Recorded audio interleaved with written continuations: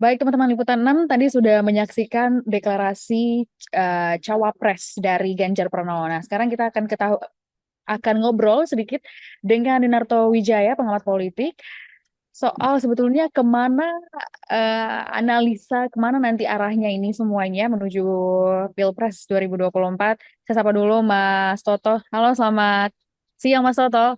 Selamat siang. Iya, siang Mas Toto. Mas Toto, akhirnya Mahfud MD ini jadi cawapres Ganjar. Nah, kok bisa nih jadi Mahfud MD nih? Kan sebelumnya ada nama-nama juga yang berada di circle. Kira-kira gimana behind the scene-nya? Ya, pertama menarik buat seorang Mahfud MD ya. Kita melihat sebuah drama panjang. Kalau kita ingat 2019 lalu ada peristiwa yang kurang mengenakan ketika Prof. Mahfud sudah hadir di sebuah restoran di jam-jam terakhir kemudian dibatalkan dan kemudian berpindah ke Kiai Maruf. Ternyata memang harus sabar menunggu 5 tahun karena Prof. Mahfud akhirnya dipilih. Kalau kita lihat dari rentetannya sebenarnya tidak terlalu mengagetkan.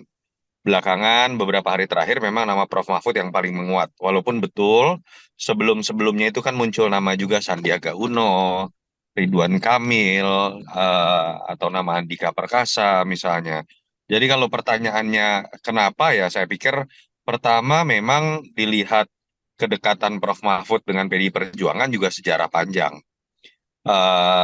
Bahkan ketika katakanlah Ibu Mega menjadi wapres zaman Gus Dur, Prof. Mahfud sudah menjadi bagian dari kabinetnya.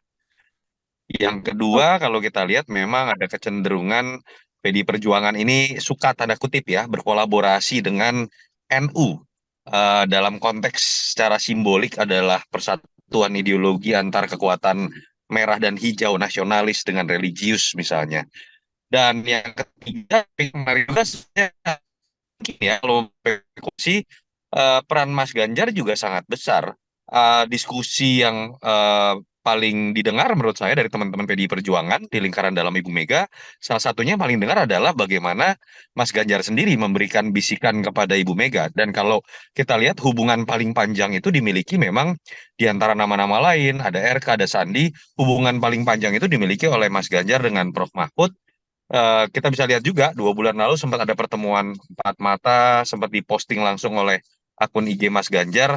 Saya merasa memang ada kesamaan chemistry yang lebih membuat Mas Ganjar nyaman dengan Prof Mahfud. Ya karena memang eh, concern mereka kan sama ya tentang reformasi birokrasi, transparansi, intinya tentang penegakan hukum, sama-sama alumni Jogja, sama-sama aktivis Cipayung, yang satu GMNI, yang satu HMI.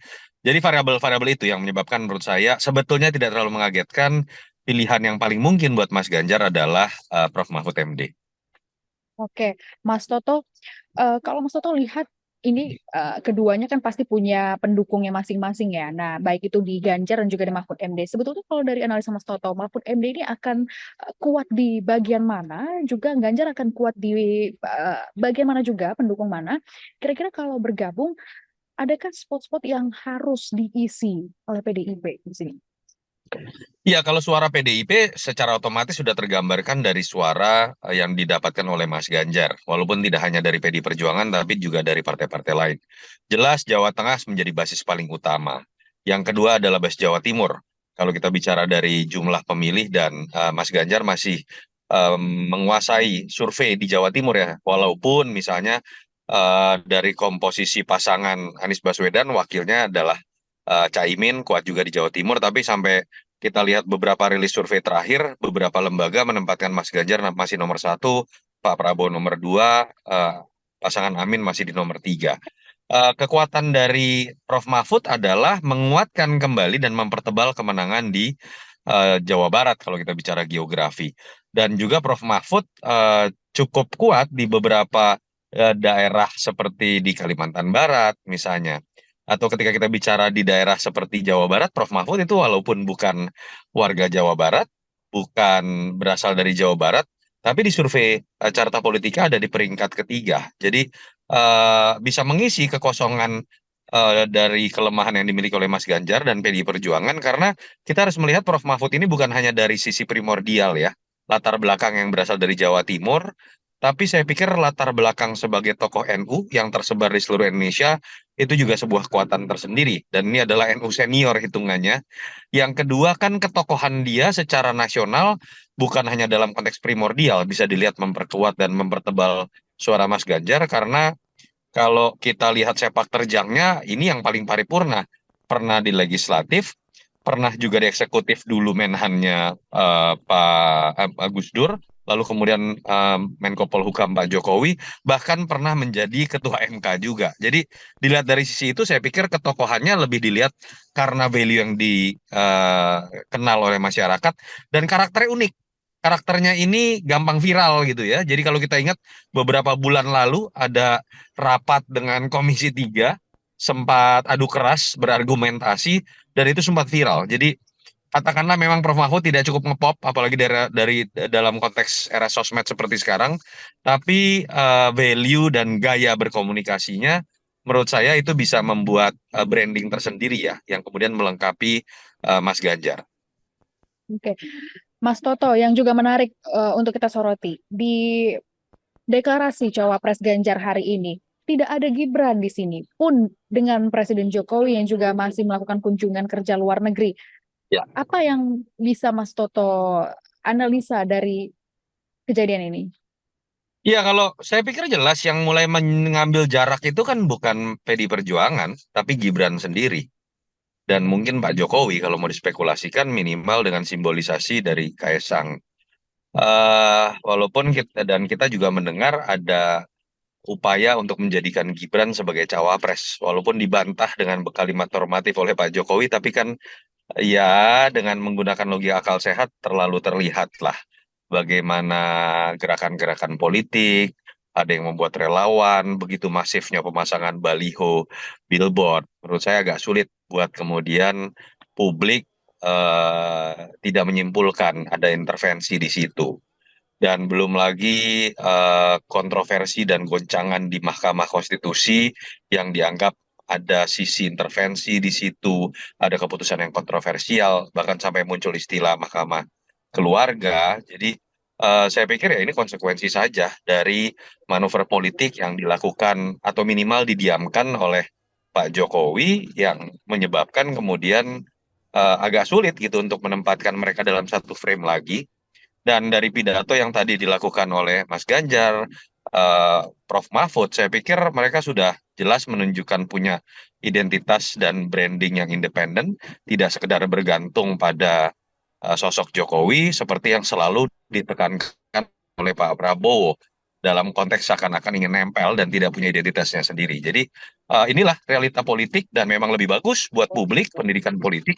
Masing-masing calon ini memiliki karakternya sendiri, identitasnya sendiri, positioningnya tersendiri, bukan sekedar menjadi kepanjangan tangan dari pemimpin sebelum. Karena kita kan mencari seorang leader ya, bukan rakyat bukan sedang sekedar mencari penerus atau kemudian little Jokowi misalnya. Karena kalau itu yang terjadi, pemilu kita berarti hanya akan melahirkan pemimpin yang tidak lebih baik, minimal sama atau bahkan sekedar lebih kecil dari Jokowi. Oke, Mas Toto, yang menarik tadi sempat mengatakan bahwa Gibran mengambil jarak. Kenapa ini Gibran mengambil jarak? Ya karena ambisi kekuasaan, entah Mhm. ambisinya Gibran pribadi atau ambisi orang-orang yang mendukungnya kan. Kalau ditanya Gibran tidak tahu, tidak mungkin. Gibran orang yang cukup cerdas, mengetahui gerakan orang-orang di sekitarnya. Minimal kalau dia tahu dan dia mendiamkan, artinya kan dia memang menikmati proses upaya mengusung dirinya dan konsekuensinya tentu saja ketika partainya mengusung sosok yang berbeda kan konsekuensinya Gibran sendiri yang harus keluar dari PD Perjuangan. Walaupun semua masih asumsi ya, kita kan belum mendengar apa sih kemudian keputusan dari Pak Prabowo dan apakah betul Pak Jokowi dan Mas Gibran merestui atau menerima pinangan dari Prabowo dan kelompok pendukung di koalisi Indonesia Maju untuk menjadi capres-cawapres. Apalagi dengan sedemikian keras dan banyaknya kritik dari tokoh-tokoh, saya pikir kepastian mengenai Mas Gibran akan menjadi cawapres juga masih jadi pertanyaan. Oke, Mas Toto menarik juga membahas mengenai isu Gibran ya. Dengan deklarasi hari ini, ada pula isu yang berembus Gibran akan pindah partai. Katanya ke Partai Golkar. Menurut Anda ini akan benar terjadi? Analisa Anda seperti apa, Mas Toto? Ya, saya tidak tahu, tapi saya agak kasihan dengan Pak Jokowi. Isu-isu yang belakangan muncul akhirnya seperti memojokkan Pak Jokowi sebagai politisi yang bisa kemana saja, menempatkan anaknya bisa di mana saja, tidak didasarkan pada garis ideologi, garis sentimen historis. Yang satu ditaruh ke PSI, 2 hari punya KTA tiba-tiba ketum, yang satu bisa tiba-tiba pindah ke Golkar, gosipnya misalnya. Lalu kemudian ada gosip mengenai intervensi kekuasaan terhadap MK misalnya. Jadi ini kan seakan-akan seperti menempatkan Pak Jokowi pada kesimpulan mengenai politisi yang tidak setia. Sebagai politisi yang misalnya memotong kaderisasi demi anaknya, memotong garis dari rekrutmen dalam partai politik hanya untuk anaknya, masuk ke dalam proses intervensi dalam proses hukum di MK terkait dengan anaknya. Gosipnya kan seperti itu. Ya, saya percaya Pak Jokowi tidak seperti itu, tapi sepertinya memang ada pihak-pihak yang berusaha menghembuskan isu-isu itu terus atau mendorong-dorong hal-hal seperti ini sehingga menyebabkan ya tadi image negatif. Contoh deh, politik dinasti melekat kepada Pak Jokowi di akhir masa jabatannya. Ketika bicara politik dinasti kan yang terkena isunya bukan Pak Prabowo, bukan Gerindra, bukan partai-partai koalisi Indonesia Maju, tapi itu kemudian menerpa Pak Jokowi dan keluarganya. Itu sih yang saya prihatinkan, kemudian malah jadi topik perbincangan yang paling utama dalam masa-masa kita menjelang memasuki pemilu 2024. Harusnya kita sudah mulai masuk dalam perbincangan mengenai ide dan program. Oke, Mas, sekarang ada nama-nama Gibran, Mahfud, Anies, Imin. Kira-kira apa yang ada di kepala kubu Prabowo sekarang, Mas? Iya, kalau Strateginya bagaimana? ya, tentu saja menurut saya yang positif satu ya, kalau ada yang berupaya menuduh kalau benar-benar terjadi Prabowo Gibran, sementara ayahnya masih jadi presiden, bagaimana kemudian menjaga kenetralan dari aparat misalnya. Pemilu apakah akan berlangsung menjadi netral dan tidak ada permainan dari aparat atau tidak, dengan masuknya Prof. Mahfud sebagai salah satu calon wakil presiden, dan Prof. Mahfud masih menjadi Menko Polhukam, harusnya isu itu bisa lebih ternetralisir lah.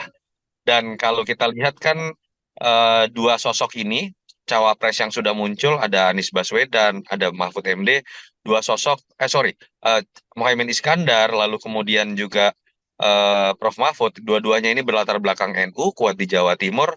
Saya pikir ada PR mungkin yang dirasakan oleh Pak Prabowo dan tim bagaimana menutupi kelemahan di Jawa Timur. Ibu Kofifa mungkin bisa menjadi salah satu alternatif yang menarik, walaupun sepertinya upaya Pak Prabowo melekatkan diri kepada Pak Jokowi masih menempatkan nama Mas Gibran di list teratas begitu ya. Jadi nama Mbak Kofifa kalau dalam konteks tidak mau hilang suara di Jawa Timur sangat mungkin coba digoda kembali untuk kemudian dijadikan salah satu alternatif bacawa pres. Tapi nama lain yang juga mungkin muncul sebagai alternatif dari Mas Gibran apabila kritik semakin keras dan Pak Jokowi tidak merestui, menurut saya adalah Erick Thohir yang memang sudah lama digadang-gadang oleh sebagian pendukung Pak Prabowo, dan kita tahu Erick Thohir juga masih menjadi simbol orang yang dekat dengan Pak Jokowi, termasuk mungkin dianggap dengan kapasitas sebagai ketum PSSI bisa menggait anak-anak muda.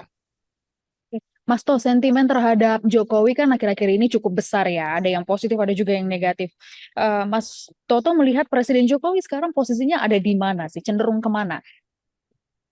Ya, akan tergantung dari bagaimana pilihan dari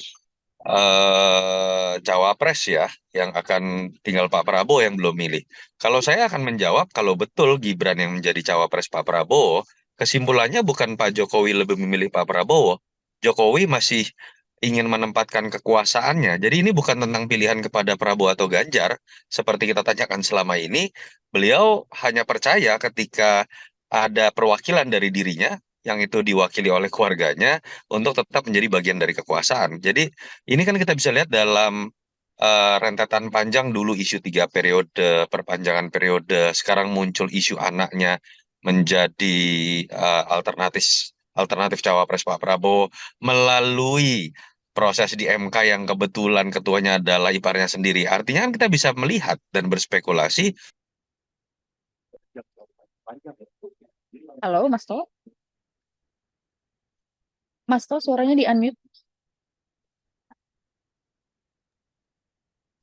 Halo. Halo, ya. Sorry agak keputus tadi.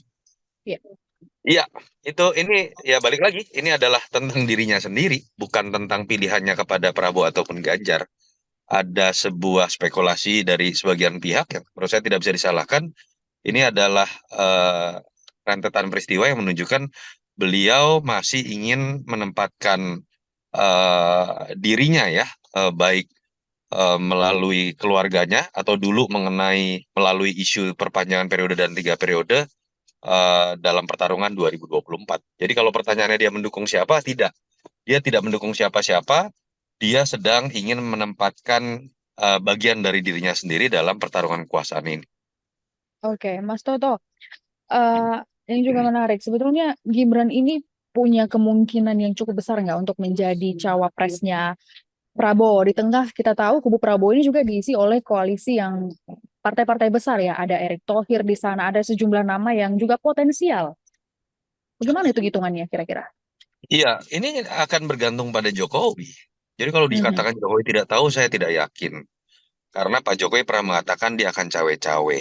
Dan tadi saya sudah sebutkan kalau dalam rentetan usaha mencoba 3 periode, perpanjangan periode dari sebagian pendukung Jokowi, ini menunjukkan beliau masih ingin ada dalam bagian kekuasaan tadi. Tapi memang kan kritik. Jadi kalau kita bicara di level elitnya, saya yakin para petinggi Golkar, PAN, Gerindra itu sangat manut lah ya kepada Pak Jokowi.